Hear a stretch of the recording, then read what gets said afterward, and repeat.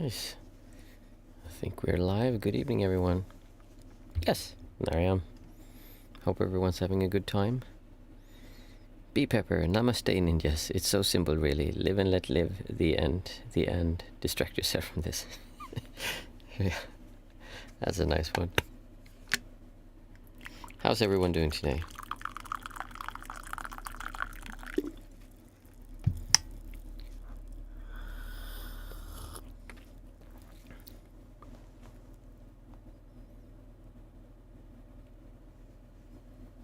Hey, Mindful Mama.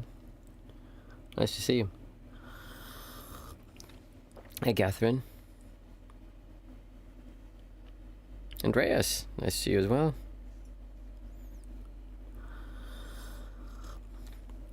I had a thought before. Do you know that you can actually do meditation and gain so much concentration that you can put your hand in fire and basically not feel it? Hey, I'm Bloopa. Oh yeah, you've been here before, right? I think I've seen you before. Did you know that you can actually meditate so much that you put your hand in fire and you don't feel it? That's pretty crazy. But have you ever thought of why would you want to learn that? Because people hear things like that and they're like, okay, I can gain mastery of my body, so I can put my hand through fire, or I can walk around naked in the cold. There's like I remember seeing a video of, I think it was some, I don't know what tradition, it doesn't matter, some monks sitting up in the mountains, and they were sitting like bare chested, and it was minus, like really cold outside, and they were putting wet cloths on them, and it was just steaming around them because they were generating so much heat. And I thought, wow, that's really cool. And you have to practice quite a lot to get to that level of concentration to be able to do that. But then when you think about it, like, why would you do that? Like, what's the point? Why are you really meditating? Catherine is like, how? That would be a valuable tool for any person. Did Tibet's monk did that in protest? Yes, there's some, I'm not if Tibetan monks did it, but there are some monks who self-immolate, like they put themselves on fire. And yeah, it sounds like that's a useful tool, and everyone's like, wow, that would be incredible. But in comparison to letting go of suffering, of actually having, in comparison to becoming liberated, it's nothing. And there's a story from the Buddha. I mean, I'm not a Buddhist myself, but I think there are some useful stories, and one of them is of a Hindu, what do they call themselves? Brahmin, I think, a very famous Brahmin who was going to see the Buddha, and he was like, okay, I'm going to show the Buddha how good my meditation is.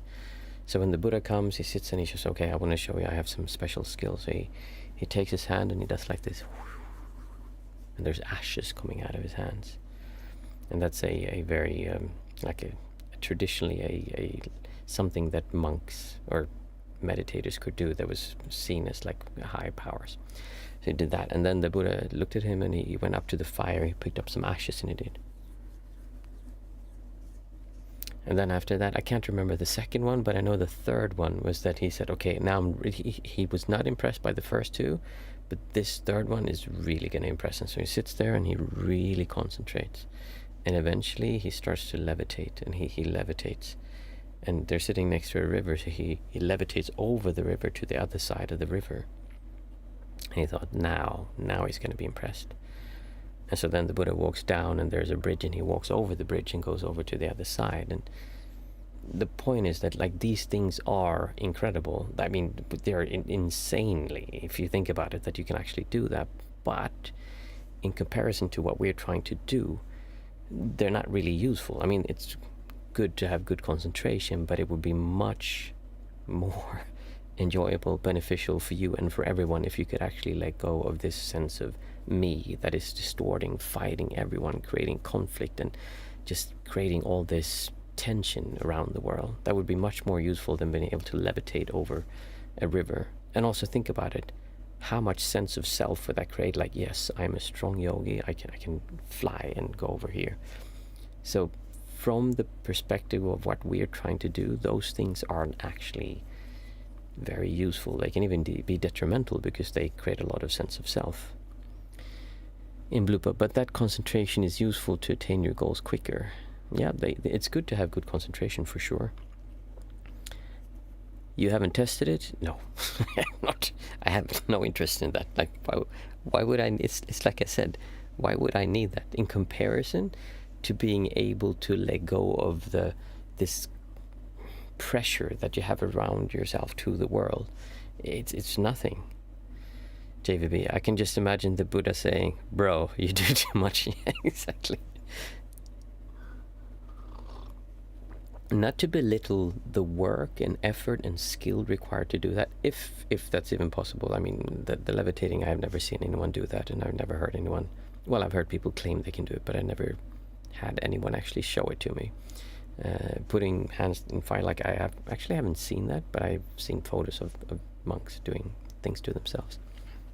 So those skills are not as useful as if you were able to learn how to let go of you reacting to the world around you constantly and just being, which would be the ultimate goal of Buddhism, was something called liberation. And then that's gotten so much more, and like with enlightenment, and like they talk about having wisdom and all that stuff, but ultimately it was about liberating yourself from suffering, from having what I call distortion. And that skill would be just so much more valuable than being able to levitate, walk through fire, or like walk around in the cold. It's like, in comparison, it's basically as if though you're saying, okay, I can say that I know colors, but you're comparing knowing colors to calculating algebra to learn the angles of a triangle or something. Like, it's completely different things. They might seem the same thing, and it's good to be able to know colors. You can know if it's a green or a red number you're working with, if you want to work like that. But ultimately, that's not what's going to make it work. So meditation is good, and having good concentration skills is very useful, but in and of itself, like those things that come up, they're just like in the way. When you start doing this more, you'll start having these things where you feel things you can't explain. You feel like you're connected to things outside, and you start maybe even having conversations, or you start hearing things that aren't happening there, and you start seeing things, and you start experiencing these weird states that you can't really explain.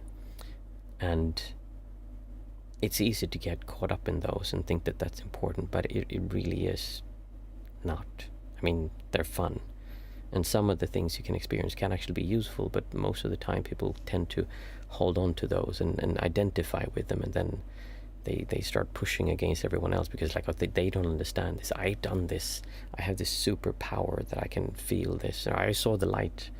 I had one person tell me one time, I had this special light. It's very rare, and I saw the light when I was meditating, and it's so rare, and it's actually a very common occurrence.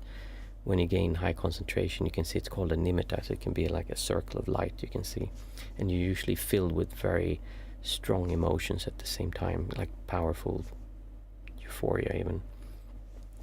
So yeah, it's worth thinking about why we're doing this. And I bring this up because people ask me so many times about, I want to get a better life, I want to be more productive, and like, those things are good. I mean, I'm not saying they're bad, it's just that that's not what we're doing here. This is not personal development. We're not doing this so that you'll be able to do, like, work more focused. I mean, you will, like, that's just a side effect of what we're trying to do.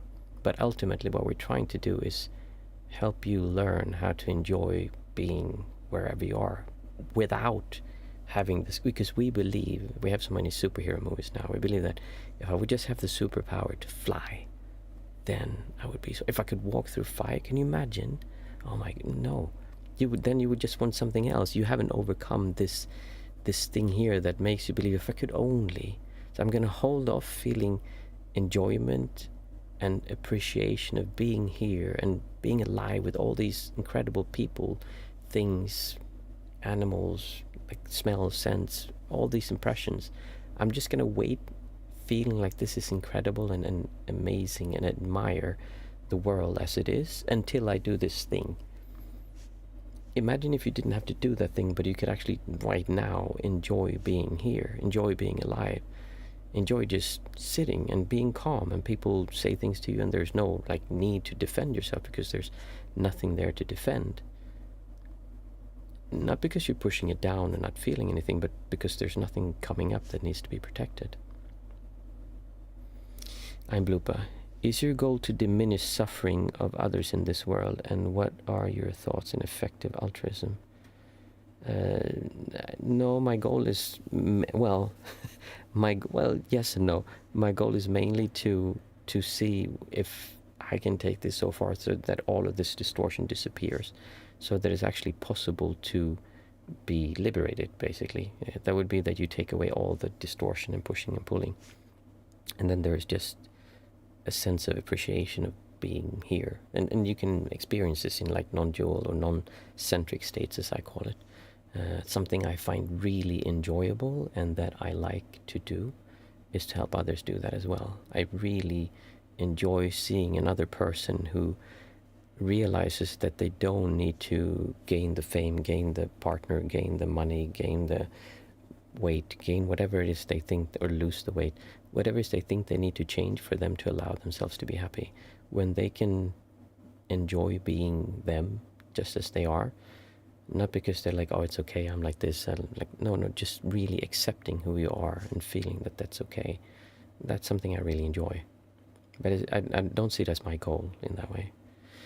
JVB, in deep concentration, I've mentally drawn the infinity symbol countless of times. If that means anything. Yeah, that means you're special. And very special. I have no idea. I'm sure there's, like, Freud had lots of interpretations of science, and I'm sure there are someone who think that's something. I mean, when we meditate, the mind just gets so relaxed that it kind of spits out whatever you have focused on a lot, or whatever's been stimulating your mind. So if that's something you feel connected to, or if it's something that you heard someone say is special, then the mind can just spit it up. Or it's something special, meaning that there's another realm where that's being communicated to you from them, that everything is infinite. Or it's your spirit's guides trying to tell you that you're going to have infinite amount of money if you take that investment into Bitcoin. This is not financial advice. I'm just saying, I have no idea. And the best you can do is just see it as, okay, I saw an infinity sign. That's important and interesting. How do I feel about that? Am I distorting towards it? Can I let it go? Do I crave for having it staying there? Can it come and go away? Andreas, it's easy to forget why when you're negative or something else. Yes, that's true. Yes, JVB. It is difficult, and it is difficult to enjoy when things are hard. But the nice things when things go really rough is that it gives you something really strong to look at, because when you have something feel really bad, then you have this feel like, oh my god, I feel so terrible. I have this feeling, like here is usually where the sense of self comes from, around here. And when you feel that and it's so painful and you want it to go away, then you're like this is dumb. Why am I causing myself to suffer so much for something that isn't now, something that's going to happen in the future or happen in the past? Like yesterday, I had a girlfriend once who had she had really low self-confidence, and you remember her saying, like, if someone looked at her strangely on the street when they walked by her, she would feel bad for a day, because they looked at her and like she thought maybe they don't like me. She had so little self-esteem or so little self-security that if someone looked at her, then she just felt bad. Now, if you would really look at that through what we're doing here, you would say, like, wait a minute, it's just really silly. Like, why would you do that? Why would you let yourself suffer now from someone walking by you looking at you? And it's the same thing with, like, oh, someone stole everything you had yesterday. Why would you let that ruin today? Now, that's a much harder thing to do, for sure. For sure. I'm just saying the same principles apply. It's just that it's much more difficult. And I'm not saying I'm able to do that, but it really is the same thing no matter what it is. It's just now. And learning to be here and experiencing now means that all those things fall away. And life just is really enjoyable. But you still have to pay your bills. You still have to go and do the things you need to do if you want to stay living where you are, if you want to keep your partner, if you want to make sure your kids survive because they need food. There's like all these things that have cause and effect and consequences. Okay. Sorry, I'm just in a talkative mood today because I'm feeling very good. I'm feeling very calm. I'm feeling that I called it happy feet before the movie Happy Feet came out. I used to say that it's when I woke up in the morning and I was a kid and I felt like, oh, today is going to be a good day. And you kind of feel like happy feet. You just, like that. That's what happens when you let go of the distortion, when you're not pushing and pulling towards the world, when you can really just be here. That's the feeling that comes up. And if you can learn to let go of all of that, then it would make sense that that's what's there. It's not that you're making yourself feel that, as in, oh, I'm going to succeed, I'm going to push, I'm going to really make it, and then I feel it. No, it's like you let go of things, and that's what's there, what comes up. Nice. Let's sit. For those of you who are new, we do a 5, 4, 3, 2, 1 method where we say 5 things out aloud that we can see, 4 things we can touch, 3 things that we can hear, 2 things we can smell, and 1 thing that we can taste. Today we don't have guided meditation, so today we just sit for 20 minutes, and then afterwards we'll have questions and answers or discussion. It's not a satsang, so you're very welcome to share your opinions or just ask questions, whatever you feel like. I'm just going to see.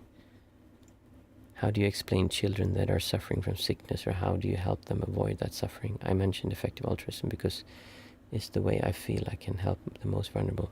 We'll talk about that afterwards, Amlupa, for sure. I want to get started with the meditation, and then we can do that afterwards. And any other questions anyone has. So, 5 things that I can see. It's important you say them out aloud if you can, and really stop and watch what you're seeing. I can see the text Sony. I can see wheels. I can see the back of a Buddha statue. I can see a spaceship. And I can see a package. Now, 4 things that I can feel. I can feel the hairs on my neck. I can feel this pillow. I can feel the carpet. I can feel my nose. And as we go down the list, it becomes more and more difficult to experience these senses because you have to focus a little bit more. So 3 things that we can hear.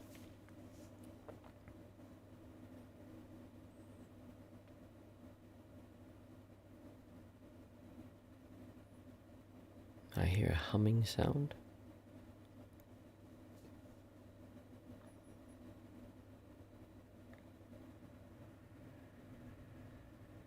I hear the whoosh of a car passing.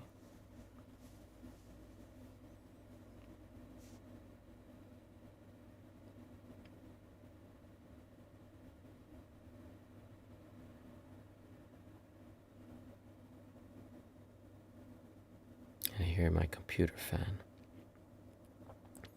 I would take 2 things that we can smell.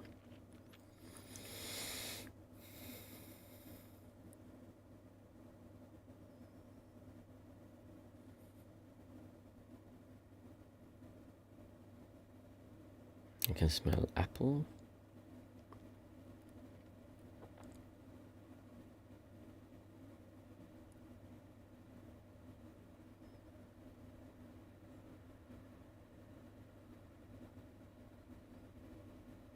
I smell a little bit stuffiness. And finally, 1 thing that we can taste.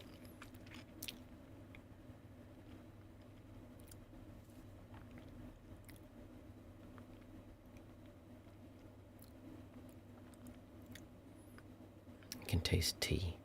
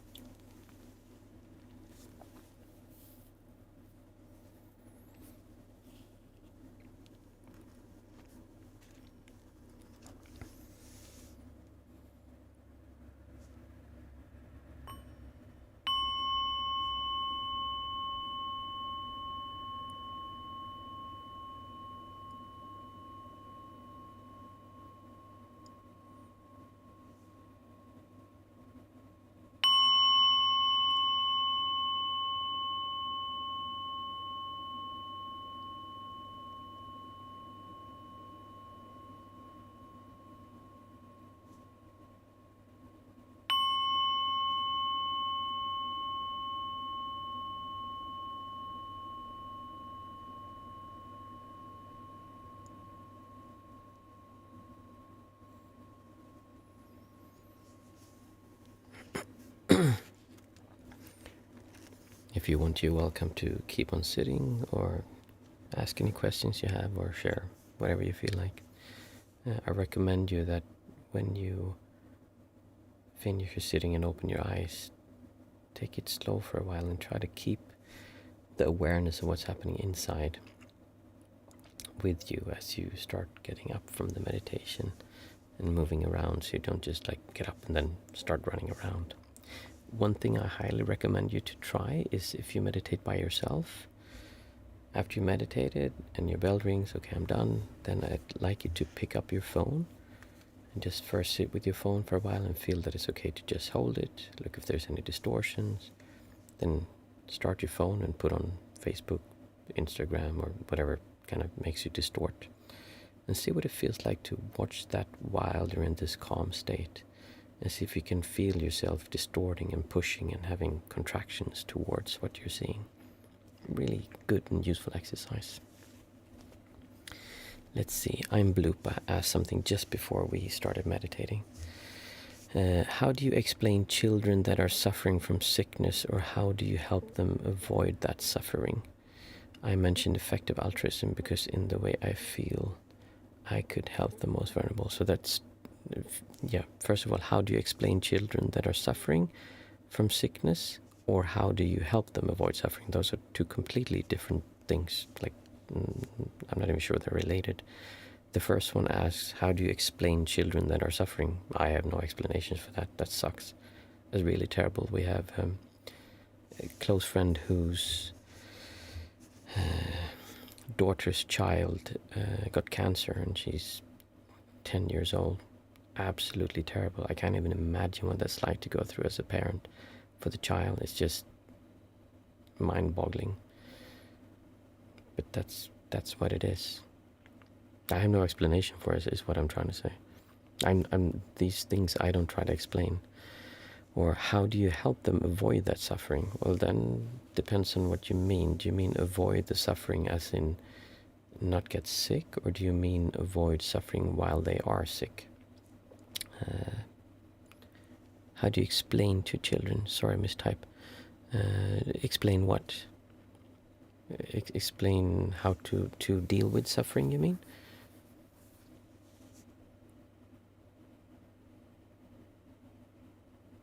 Okay, I get it. How do you explain to children that are suffering from sickness? Okay. I thought you were asking something completely different. Now I get it. I'm sorry. Because that's a very common thing that people bring up, like, well, what about the children? Like, yeah, I know it sucks. It's not fair at all. I mean, that's really bad. How would I explain that to children? What I try to do with my daughter, who is 5.5, is that they're very aware of this. I think there's an age when this starts coming up and they don't know what to do with it. I've seen this in my daughter. She, for instance, she had this thing where if someone else started crying, she got so furious. She got so angry. She was really angry. She just couldn't take it when other kids were crying or were feeling sad. And like, no, don't do that. Like, that's wrong. Why do you do that? That's not nice. But then when I started asking her about it, she's like, I can't control it, Papa. I feel this thing inside, and it's so terrible. It really hurts me. So she's basically feeling distortion, and sometimes she's feeling it because she's jealous of the attention the other person gets. Sometimes she just doesn't want people to suffer, so she doesn't like that feeling. Other times there can be other reasons as to why she has that, but I think kids are very aware. Oh, you speak very well, Amblupa, no problem at all. I think children are really aware of this, that it's not supposed to be that way, because for them it's closer when it was less. I think I told you about how I've seen my children gain distortion, gain this suffering as they grow up, and it's kind of sad in a way to not be able to do anything. Well, I can make it so there's less, but you can't stop it. I don't believe so, at least. And I think for them, when they start feeling that, it's even worse, because they can kind of remember, or it's closer to them to not have it. So if you have someone that is going through something difficult, I would simply look at that, like the feeling they have towards it, and see if they can describe it to you. Because many times we have these unpleasant sensations, and it just makes us do things. And we act out, we act in anger, and we're not aware, like, oh, actually there's something I feel first, and then I act. With my daughter, the best way to calm her down is, like, you can't talk to her. Like, I can't calm her down much by talking to her. But what really helps is that she'll crawl up into my lap. She's big now. She'll crawl up into my lap, and I just hold her like this. And she usually stays calm with me, and she'll just sit like this, and I'll hold her, and I'll stroke her hair, and I just sit and I breathe. And sometimes I say, should we breathe together? And we just go. And then she usually snaps out of it, but just closeness, calmness, feelings. So for them, they don't know what to do with all those sensations. I think also it's difficult because they're not grown up yet. So when people try to teach these things to children, sometimes I think they're just not ready for it. It's like a teenager wanting to end like they're suffering or becoming liberated, and they start doing all this stuff, but they haven't really seen yet that they can't gain lasting fulfillment from earning money, from getting a partner, from finding the perfect job. They haven't had time to experience that. They can obviously have gone through really difficult things that make them want to do that. For sure, I'm not taking that away, but what I'm saying is that to really be able to let go of the self, you need to first have experienced the self, because if you haven't, it's just theories. There will always be this part that says, well, maybe if I look like she does, or he does, or maybe if I was as rich as Elon Musk, like, then I would be happy. There might be something, like, there is nothing that could convince me of that, like, absolutely nothing. Not even a sliver of anything that makes me believe that, oh, if I could just have more money, then everything would be fine. If my kids would just stop screaming when they're going to bed and don't want to. Oh, if I could just have less back pain, just be rid of this or that. If my partner would just understand that I'm always right. Like, all these things, we know it's not true, because I've had them go through so many times that I can't fool myself. But you kind of have to see that at first. So, yeah, your question, it depends on what you want to do with it, and also how you want to help them. If you want to help them deal with suffering, then, I mean, you can always have them try, just gonna move you back. You can always try showing them meditation. My daughter loves meditating. When I sit in the mornings and I sit downstairs, she'll come down and she'll sit in my lap as I sit, and she just sits with me. And we meditate together. And I'm not even sure what she does sometimes, but she likes just being there when it's calm. So showing them calmness, and then also helping them, I think showing them by example. If we're talking about things being difficult, showing how you react towards something difficult. Again, I don't know in your specific case what it is you're really looking for. Also, when you say effective altruism, what do you mean? Could you explain that to me, what it is you're after there? Because it's the way I feel I can help the most vulnerable. And also, what you're saying there, you're saying, no matter what the definition is, I mentioned effective altruism because it's the way I feel I can help the most vulnerable. Okay, that's a really good goal to have. I mean, I applaud you for that. That's incredible. But are you holding back enjoying being here now because you can't enjoy just being in this incredible world? Because you can only do that when you help someone else. One of the really big risks of people who get into the whole, there's certain traditions in Buddhism, they want, like they talk about how we should save the world kind of, and really end all suffering for everyone at the same time, which I think is an incredible thing.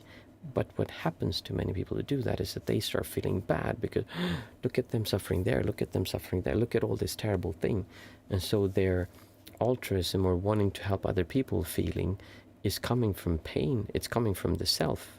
It's not coming from, and I think this confuses people, because when you let go of all the distortion and you just feel okay being, it's very natural to help other people. It's just so obvious. It's really obvious that you help someone who's in need. doesn't mean you're going to give them all the money you have, but it means you help other people. It's just really clear and obvious that you're kind to other people. There's no reason to start yelling at someone or trying to intentionally make them feel bad. It just doesn't really make any sense. Doesn't mean you can't do it, but I mean, why? There's like no reason. So people then see people who have gotten to this point and think, oh, I get it. What I'm supposed to do is I'm supposed to help others, because then I get like that myself. And this is the kind of the, I'm not going to say the hen before the egg, but it really is like when you stop distorting towards the world and you just experience being, what comes up naturally is this thing. That doesn't mean you can just behave like this and do the outside behavior you see someone like that do, and it will make the same thing happen, because that's a different thing. Then you're trying to plaster that over. There's still this sense of you believing that if I could only help enough people, like if I could only save enough people, if I could only feed enough people, again, really good things to do, but you're believing that if I can make that happen, then I will allow myself to be happy. So you're missing the whole point of what we're talking about. If you believe that you will get good karma and be reborn in the future, I can't say anything about that. That might be true, but that's something completely different from what we're talking about here. Let's see what Amblupa's saying. Is a movement that hopes to be effectively altruistic, donating to charities that have more tangible effects, like helping kids with malaria or buying nets to avoid mosquitoes, for example. That's amazing. I had dengue fever twice, and that's not even malaria. Second time I was really bad, and helping people, because usually it's kids and older people who die from it. I think malaria is, they didn't have malaria in Sri Lanka when I was there, at least. I am happy currently. It's my goal to help others too, but I am competent with my life currently. Content, I think you mean. That's very good. And see, there's a difference helping from, oh my goodness, like this is so terrible, I need to do something, and from helping, I feel good and peaceful and happy where I am, I want to help someone. There's a huge difference how you come at it, because one needs to help them to feel good. One helps because they feel good. Can you see the difference?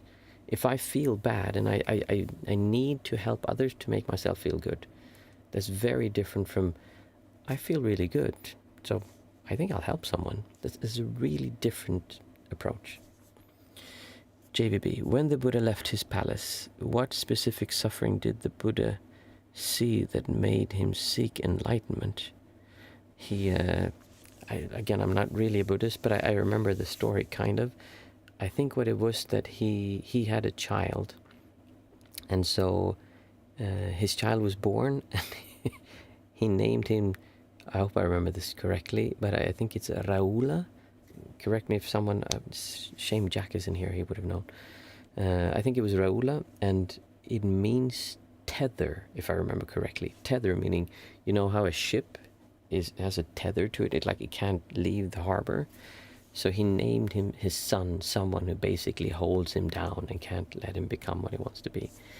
Now, if any other person would have done that, I think most people say what the... So yeah, he got a child, and when he did, then he left his wife and his newborn child and escaped the palace with his best friend Channe on a horse, and they went away. Yeah. So I think it wasn't the specific suffering that made him leave the palace, but he left because he got a son. I can tell you that my wife, my fiancée, would not be happy if I left her when we had our newborn child and I said, nope, I'm sorry, but I need to go out and seek enlightenment. So I can see how this child is going to bind me here, and I can't do what I'm supposed to do because I have a child. And having kids is a big responsibility, and it's quite difficult at times, and it takes you away from being able to spend all of your time to it. But at the same time, it gives you so much material to look at that you can let go of, that you can learn to say that, hey, wait a minute, I don't need to feel bad from this. I can still enjoy life despite everything that's happening. So children really do help you. But again, we're talking about religion and a story that we have absolutely no way of verifying. I think most of the stories in Buddhism are made to teach us things. I don't see them as necessarily absolute truth. I believe maybe there was someone who was called Buddha who was some kind of noble person in some area, or son of a noble person in some area, but then, I mean, the rest, I have no idea. And it doesn't really matter, because that's kind of besides the point. Like, there's big themes that we can see in the teaching that are useful, but all the details and like all those stuff, like, I don't spend much time with that, because if you do, then you're going to start arguing with others and say, no, it's not like that, it's actually like this. And then say, no, you're not getting it. Like, you have Theravada and you have Mahayana, they're completely different. The big wheel and the small wheel. The Theravada, the small wheel, according to the Mahayanas, only you get enlightened. Mahayana, everyone gets enlightened at the same time. But it happens a few 100,000 lifetimes in the future. It's like completely different approaches. No one really knows what was said or what isn't said. And I mean, whatever works for you, what you want to move forward with, like, that's what I'm saying here. Like, if you would have asked me, why are children suffering, I would have said, I have no idea, like, because that's not what we're talking about here. I'm talking about, how do you enjoy being here despite what's happening outside? How do you help others because you feel good, not because you want to feel good from helping others? Like, yeah.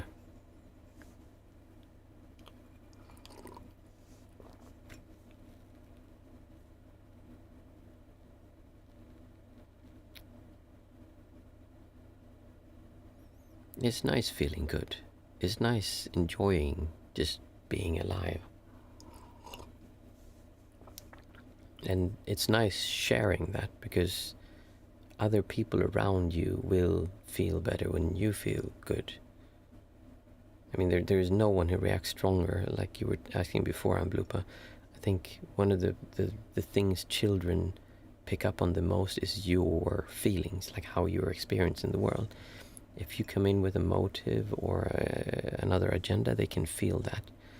But if you're going in and you just enjoy being with them, children like immediately soak it up as a sponge and just enjoy being more.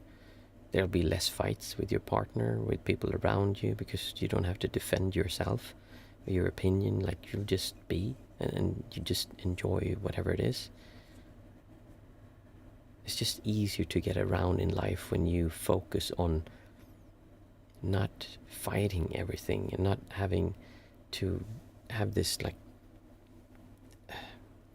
emotional relationship to everything. Not even emotional, but this feeling towards everything that makes you feel like, I know how this feels, kind of the feeling of this and the feeling of that, like what that makes me feel when I see something expensive, that gives me a feeling. When I see something cheap and plastic, that gives me one feeling. When you drop those things and you just see with the eye, in the seeing is only the seen, there's no judgment in that. But not judgment as in the mind coming, but a judgment as in you feeling a way towards it. Then skin color, race, gender, like all of those things are completely irrelevant. It has nothing to do with it. They just are, and it's incredible to watch people. I've had it for the last few days that it's been really clear, and then I've been in Zoom calls now lately, and I listen to people talk. I'm like, wow, their voices are all so beautiful, and I hear them. It's really like it's incredible to hear someone talk. Can you imagine, like that, like that, and then it carries meaning. That's amazing. Like, mind blown. Yeah, mind blown.